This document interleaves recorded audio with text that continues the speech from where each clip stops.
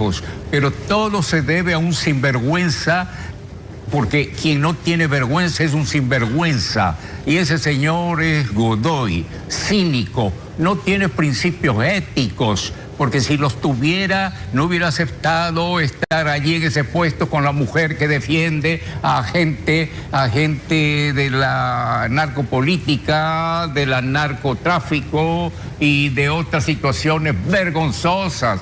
La ética no nos permite eso, señor Godoy, no nos permite ni nos ha permitido jamás. Peor la moral, usted no sabe ni lo que es la moral. Este escándalo, y también en la selección de esta judicatura, le pregunto, ¿son la evidencia de que la judicatura está bañada en aceite y por ende tenemos como país una justicia resbaladiza e influenciable? ¿Cómo elige un país a sus jueces más importantes? Es una pregunta, bueno, es que es fundamental para cualquier democracia. Pero, claro, la cosa se complica. ¿Qué pasa cuando ese sistema, el que debería garantizar la justicia, simplemente se rompe? Pensemos en la escena. Un concurso nacional, nada menos que para nombrar a los magistrados del Tribunal Supremo. Vamos, el pilar de todo el sistema judicial. Y de repente, se desmorona, completamente. Y por si fuera poco, imaginemos que, al intentar solucionarlo, el nuevo proceso vuelve a colapsar. Y esta vez, de una forma, si cabe, aún más caótica. Pues bien, esto no es una hipótesis. Es la crisis real que está viviendo ahora mismo el sistema judicial de Ecuador. Nos situamos el 21 de noviembre de 2024. Ese día, el Consejo de la Judicatura de Ecuador toma una decisión, pero una decisión drástica. Declarar la nulidad total. Y no de una parte, no. De todo el concurso para seleccionar a los jueces de la Corte Nacional de Justicia. Es decir, todo el proceso a la basura. Descartado. Ojo al término oficial que se usó. Nulidad total insanable. Y estas palabras son clave, porque insanable significa justo eso, que los fallos eran tan graves, tan profundos, que el proceso no se podía arreglar. No había parche posible. La única solución era, bueno, borrarlo todo y empezar de cero. Otra vez. Bueno, pues vamos a meternos de lleno en esto. ¿Por qué? ¿Por qué se vino abajo este segundo intento de una manera tan espectacular? La verdad es que las razones son, por decirlo suavemente, desconcertantes. Es que los detalles son de no creérselo. A ver, se descubrió que un economista y un psicólogo estaban validando la experiencia jurídica de los expertos. Luego, a algunos postulantes se les dieron puntos por tener títulos en campos que no tenían absolutamente nada que ver. Por si fuera poco, se pasaron por alto las recomendaciones de la Contraloría del Estado y, ya para rematar, cambiaron la metodología de un examen clave a mitad de partido. Vamos. Esto creó una inseguridad jurídica tremenda para todos los participantes. Y aquí viene lo bueno. El propio reglamento del concurso exigía 15 años de práctica como abogado para ser experto. Pero es que el Código Orgánico de la Función Judicial, que es la ley del país, vamos, solo exige 10 años. Es alucinante. Las propias reglas del concurso iban en contra de la ley nacional. Pero esperen, que la historia se complica todavía más. Porque este no fue el primer fracaso, no. Para entender de verdad la dimensión de esta crisis, hay que echar la vista atrás. Tenemos que retroceder un poco en el tiempo, a otro colapso. A ver, repasemos la cronología para ver cómo encaja todo esto. En julio de 2023 empieza el primer concurso, el que estaba liderado por Wilman Terán. Llega enero de 2024 y ese primer concurso, nulo. Se anula. Luego, a mediados de 2024, se lanza un segundo y nuevo concurso para intentar arreglar las cosas. ¿Y qué pasa en noviembre de 2024? Pues que ese segundo concurso también se declara nulo. Es decir, 2 intentos, 2 fracasos estrepitosos en poco más de un año. Claro, porque es que el primer fracaso no fue por simples errores o por incompetencia, no. Sus raíces son mucho más turbias. Estamos hablando de un escándalo criminal de primera magnitud. Así que, para que quede claro, el punto crucial es este. El primer colapso, el que llamamos el concurso Terán, fue por un presunto amaño criminal, por corrupción. El segundo, el de 2024, fue por un caos de irregularidades y, bueno, una incompetencia brutal. Son 2 tipos de fracaso del sistema, sí, pero muy diferentes. El primer concurso, presuntamente, fue manipulado por Wilman Terán, que en ese momento era el presidente del Consejo de la Judicatura. Las investigaciones penales, que se conocen como el caso Pantalla, sostienen que Terán usó su cargo para dirigir todo el proceso a su antojo. De hecho, a día de hoy, él está en prisión preventiva por esta y otras causas.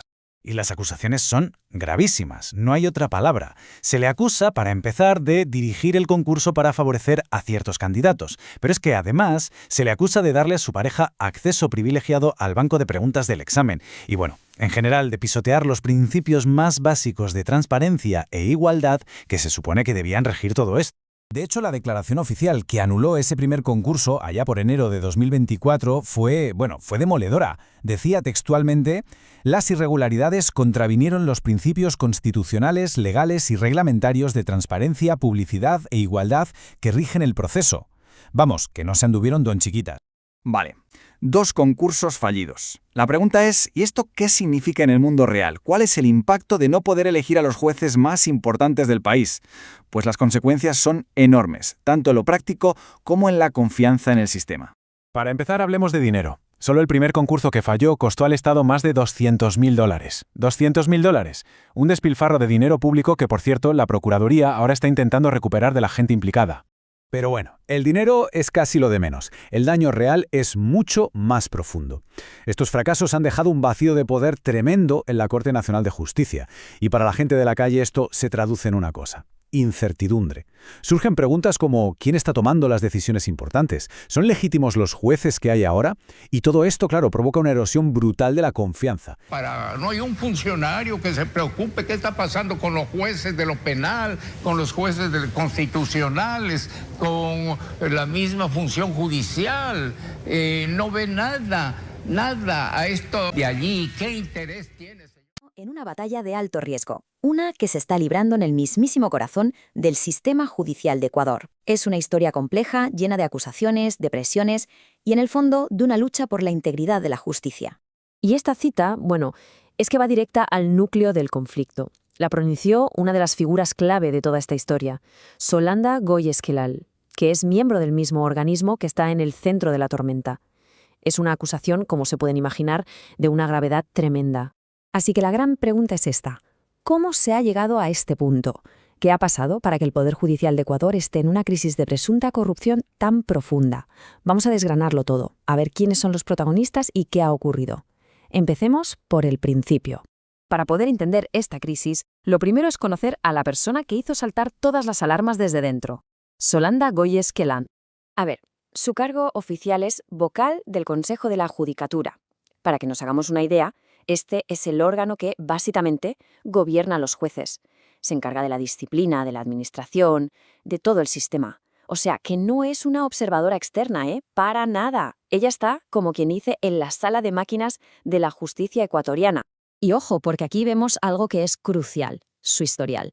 No es la primera vez que se enfrenta a decisiones institucionales.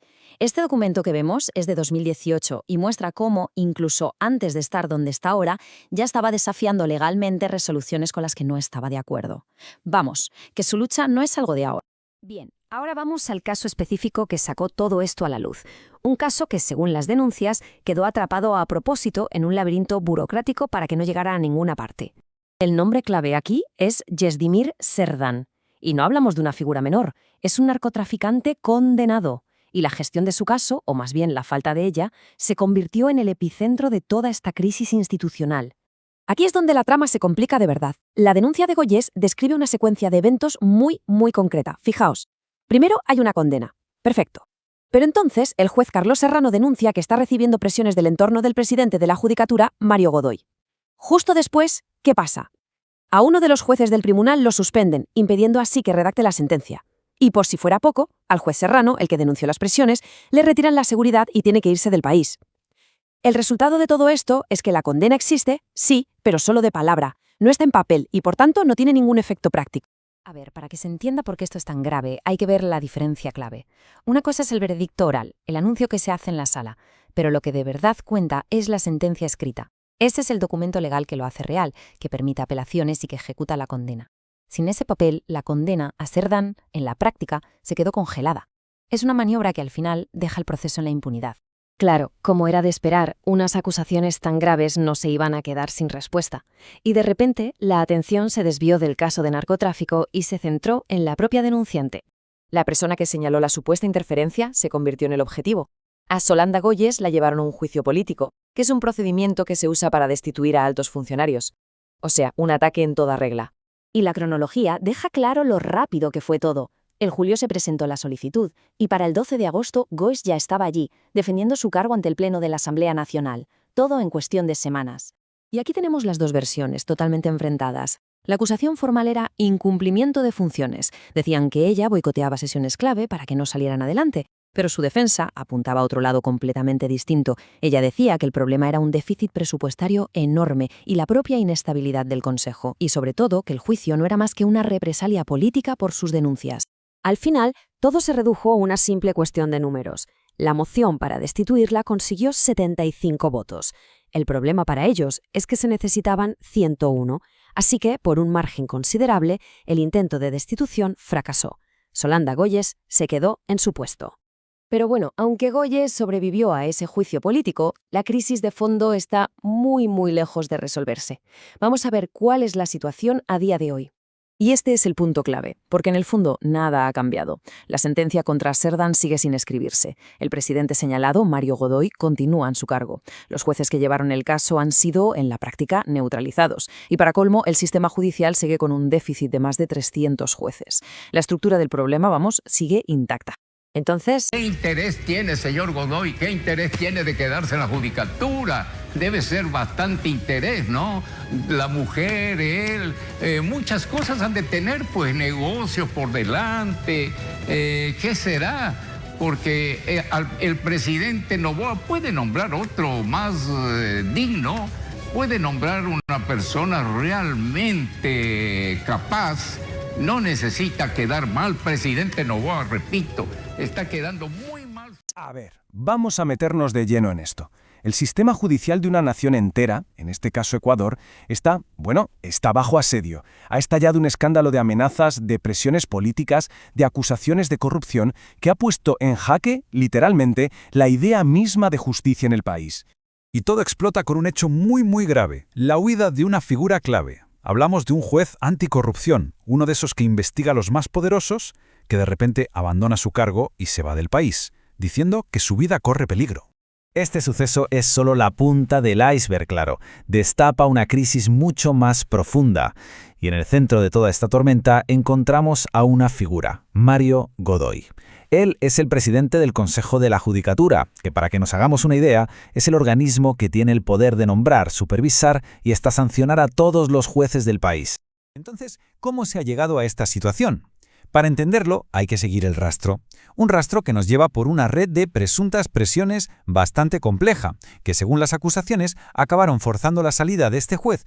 A ver, esta ruta de la presión es un auténtico laberinto de conexiones. Empieza con un caso de narcotráfico de alto perfil. La abogada del acusado es, mira qué casualidad, la esposa del presidente del Consejo de la Judicatura, de Mario Godoy. Después, un socio de Godoy supuestamente contacta al juez del caso para presionarlo. Y claro, supervisando todo el sistema, pues está el propio Consejo de la Judicatura, presidido por el mismo Godoy. Vamos, un círculo que parece cerrarse por todas partes. Las acusaciones concretas, la verdad, pintan un cuadro bastante preocupante. Se habla de un audio filtrado donde supuestamente se escuchan esas presiones. Se habla de que al juez le quitan la escolta policial justo cuando se niega a ceder.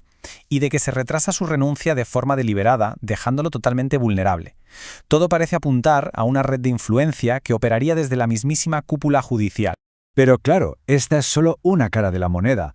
Mario Godoy, sometido a un juicio político, no se ha quedado callado, ni mucho menos. Ha presentado su propia versión de los hechos y califica todo esto de show político y de linchamiento mediático. Su primera línea de defensa se centra en un punto que es clave, la burocracia. Godoy afirma tajantemente que el consejo que él preside simplemente no tiene poder ni para poner ni para quitar escoltas policiales. Eso, argumenta, es responsabilidad exclusiva del Ministerio del Interior. En resumen, que no era su competencia. ¿Y qué pasa con la demora en aceptar la renuncia del juez? Pues Godoy presenta una defensa muy parecida. Alega que no fue una táctica para presionarlo, sino el procedimiento administrativo normal y corriente. Según él, estas renuncias necesitan una revisión para que los casos no queden en el aire, y hasta cita un caso anterior que tardó casi 20 días en tramitarse. Para respaldar su versión, Godoy presentó su propia cronología de los hechos. En ella, detalla cómo su administración tramitó las solicitudes del juez en cuestión de días. Y ojo al dato más importante, afirma que fue su propia oficina la que denunció el audio sospechoso ante la fiscalía. Es decir, que fue él quien inició la investigación. Pero la defensa de Godoy no se quedó solo en negar las acusaciones. No, pasó directamente al contraataque. Su argumento es que él no es el villano de esta historia, sino la víctima de un complot político perfectamente coordinado. Según Godoy, este show, como él lo llama, fue fabricado por figuras políticas muy poderosas. ¿Y cuál sería el objetivo? Pues supuestamente desacreditarlo a él para obstruir la justicia en los casos que les afectan a ellos directamente. Y Godoy no se quedó en generalidades, ¿no? Dio nombres y apellidos. Acusó directamente a políticos como Aquiles Álvarez y al Partido Revolución Ciudadana de estar detrás de todo. Incluso llegó a afirmar que recibió un mensaje donde le ofrecían un trueque, retirar la presión política a cambio de que él retrasara una audiencia judicial. Así que lo que tenemos son dos relatos completamente opuestos, dos narrativas en colisión. Pero más allá de quién tenga la razón, las consecuencias de este enfrentamiento son innegables. Y es que el sistema judicial de Ecuador está ahora mismo al borde del colapso. La prueba más clara de lo aislado que se ha quedado Godoy se vio en la votación para su juicio político. El resultado fue unánime, 10-0. Y lo más significativo no es solo el número, sino quiénes votaron en su contra. Por un lado, el partido que está en el poder, y por otro, el grupo al que él mismo acusó de conspirar. Un consenso político que, es algo que casi nunca se ve. Y el descontento ya no es solo político. Los propios abogados, la gente que trabaja en el sistema día a día, están exigiendo la renuncia de Godoy.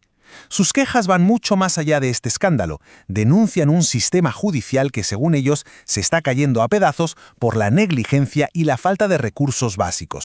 Al final, este caso va mucho más allá de la culpabilidad o inocencia de una sola persona. Lo que realmente revela son las grietas, unas grietas profundísimas, en los cimientos del sistema de justicia de Ecuador. Un sistema que se muestra muy vulnerable a la presión política y a la crisis interna. La pregunta que queda en el aire no es solo qué va a pasar con Mario Godoy, sino si el propio sistema puede sobrevivir a esto. Legitimidad del sistema judicial. La justicia es el pilar de toda democracia. Sin confianza, no hay ley, sin ley no hay orden. Al día de hoy, en el Ecuador, ese pilar se está resquebrajando. La crisis de la justicia no solo se mide en procesos judiciales, sino en algo más profundo, su legitimidad. Según datos oficiales del Consejo Nacional Electoral, la confianza ciudadana en las instituciones del Estado, incluida la justicia, es menor al 20%. Esto significa que más del 80% de la población ecuatoriana no cree en su sistema de justicia. Cuando la ciudadanía deja de creer en los jueces, en los fiscales y en los tribunales, la justicia pierde su autoridad moral. Las sentencias ya no se perciben como justas, sino como decisiones impuestas. La ley deja de ser un instrumento de protección y se convierte en un símbolo de desconfianza. Sobre el tema de la politización institucional del Consejo de Participación Ciudadana y Control Social, sabemos que el Consejo de Participación Ciudadana y Control Social nació con la misión de garantizar transparencia. Sin embargo, con el tiempo, se ha convertido en un espacio de disputa política. La politización lo ha debilitado de la independencia judicial. Las designaciones de autoridades ya no se perciben como técnicas ni imparciales, sino como decisiones influenciadas por intereses partidistas y luchas de poder. Cuando la justicia depende de la política, deja de servir al pueblo y empieza a servir al poder. Se ha influenciado el crimen organizado en la justicia ecuatoriana. A la crisis institucional se suma una amenaza mucho más grave, la cual es la influencia del crimen organizado en el sistema judicial. Grupos criminales influyentes utilizan el dinero, las amenazas y la violencia para interferir en decisiones judiciales. Jueces intimidados, fiscales amenazados, procesos manipulados, sentencias negociadas. A continuación, mostraremos el siguiente video detallando los temas ya mencionados en los cuales el crimen organizado se ha infiltrado. El sistema de justicia está en estado crítico. Faltan 1.400 jueces y fiscales. Está infiltrada por el crimen organizado y funciona en infraestructura en mal estado.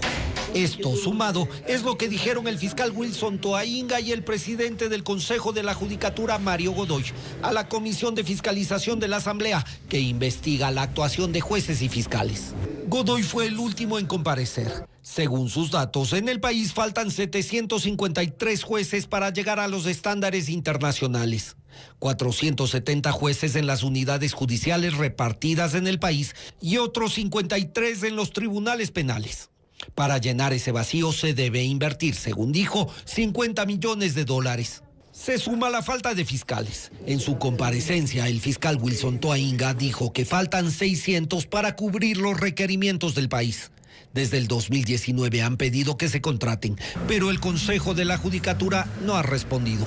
Godoy entregó cifras sobre infraestructura y condiciones de trabajo. De los 437 juzgados, 166 están en estado crítico por sobrecarga de casos y riesgo de ataque de bandas criminales, y 96 están en alerta por el retraso en los procesos. El sistema tiene 245 dependencias, solo 117 propias. El resto está arrendado o dado en comodato. 125 tienen problemas estructurales y funcionales, 87 están en estado regular y solo 34 en buen estado. En este diagnóstico, Toainga y Godoy coincidieron en sumar el acoso del crimen organizado. Lastimosamente, existe infiltración de redes criminales en el Consejo de la Judicatura. Y esto genera un efecto, y ese efecto, desde luego, no resta la credibilidad pública y la institucionalidad. Ninguna institución del Estado puede decir al día de hoy que no esté permeabilizada. Ninguna institución. Y eso tenemos que ser transparentes para con la sociedad en general. La Ley de Integridad Pública permite declarar en emergencia la justicia, herramienta que el Consejo de la Judicatura puede ahora usar a discreción. Cuando el crimen organizado penetra la justicia, el Estado pierde el control. La ley deja de ser un límite para el delito y se convierte en un instrumento al servicio del miedo. La legitimidad de la justicia ecuatoriana hoy está en crisis. Desconfianza ciudadana, politización institucional, influencia del crimen organizado.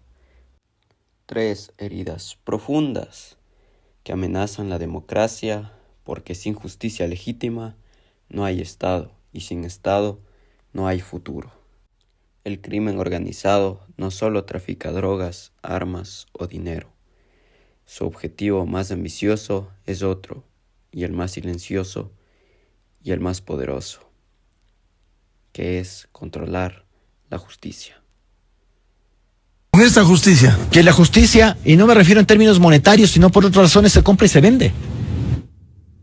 Ya no es una compraventa en términos de dinero a cambio de un servicio o de un bien, sino es un cambalache. Las palabras del doctor Rafael Ollarte no son una exageración, son el diagnóstico de un estado donde la ley ha sido desplazada por la conveniencia. Diversos reportes del Consejo de la Judicatura y análisis periodísticos estiman que el sistema judicial enfrenta más de 1 millón de causas acumuladas, producto de una sobrecarga procesal que se vuelve inmanejable ante el déficit estructural de 753 jueces. Esta inestabilidad ha provocado que la presidencia de la Judicatura cambie de mano 5 veces en apenas 6 años, una rotación que impide cualquier reforma de fondo y deja al ciudadano en la más absoluta indefensión. El abandono no es solo político, es físico y tecnológico. El 50.6% de la infraestructura judicial en el país está en estado crítico. Hay juzgados donde el sistema informático es una reliquia. El 73% de los servidores han superado su vida útil, poniendo en riesgo la integridad de miles de expedientes. El presupuesto es un laberinto sin salida, con un déficit que borda los 200 millones de dólares. La gestión se vuelve imposible cuando el 92% de los recursos se consume exclusivamente en sueldos. La Procuraduría General del Estado ha advertido que esta inseguridad jurídica no es gratis. Genera un riesgo para el país que ahuyenta inversiones y expone al Estado a demandas internacionales millonarias por falta de celeridad y garantías. El impacto estructural se manifiesta con mayor crudeza en los concursos de selección. Procesos anulados, fallidos o bajo sospechas de manipulación han impedido la renovación técnica de las Cortes, permitiendo que el sistema sea vulnerable a la infiltración del crimen organizado, como han revelado los casos de Metástasis y Purga. La legitimidad del sistema se desmorona cuando la protección del Estado desaparece para quienes deben impartir ley. En diciembre del 2025, un grupo de jueces de la Unidad Anticorrupción denunció en una carta pública que deben financiar su propia seguridad y logística para juzgar a las bandas más peligrosas del país. Esta desprotección institucional alimenta una desconfianza en la población que no deja de crecer, viendo cómo la justicia se aleja del ciudadano común y se acerca más a los intereses de la narcopolítica. El 8 de enero del 2026, la Asamblea Nacional puso nuevamente la lupa sobre el Consejo de la Judicatura en un intento de juicio político. Sin embargo, cambiar nombres no basta. Si no se reforma la estructura que permite la impunidad, con evaluaciones a fiscales